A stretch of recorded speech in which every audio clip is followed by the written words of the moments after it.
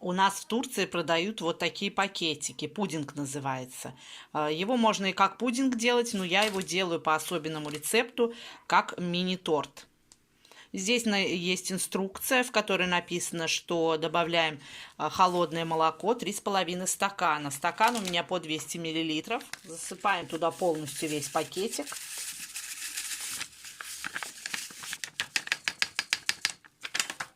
И хорошенечко нужно его размешать. Ставим его на медленный огонь. И ждем до закипания, периодически помешивать, потому что дно может подгореть. У нас очень в Турции распространена вот такая посуда. По крайней мере, у нас в провинции.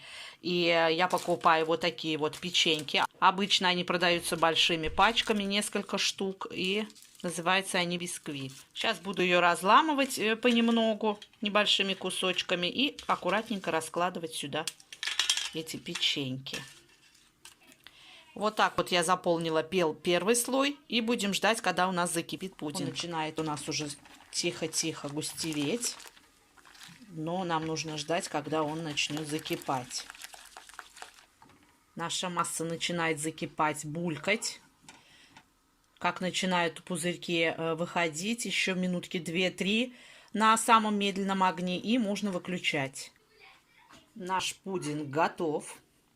И сейчас мы потихонечку заливаем его на первый слой.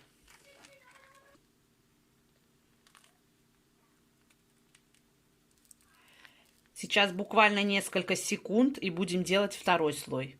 Прошло несколько секунд, теперь начинаем заполнять второй слой. Точно таким же макаром. Печенье можно еще мельче, но вот в таком виде мне нравится больше.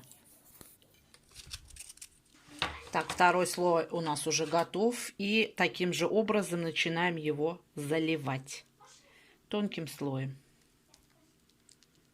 Вот так аккуратно заливаем и ждем, пока это полностью все остынет. Наш тортик остыл. Я беру вот такое ситочко какао и вот так вот красивечно посыпаю. Но в идеале будет лучше, конечно, если у вас будет тертый шоколад. Это будет вообще и вид красивый, и, конечно, по вкусу будет идеально. И убираем его в холодильник на 2-3 часа. Он у нас постоял 2 часа. Его можно вот таким вот образом и в тарелочку. Очень похож на тирамису, между прочим. Вот такая красота у нас получилась. Вкус потрясающий. А вообще мы сами дома едим, вот отсюда ковыряем и кушаем. Если вам было полезно это видео, обязательно подпишитесь и поставьте лайк.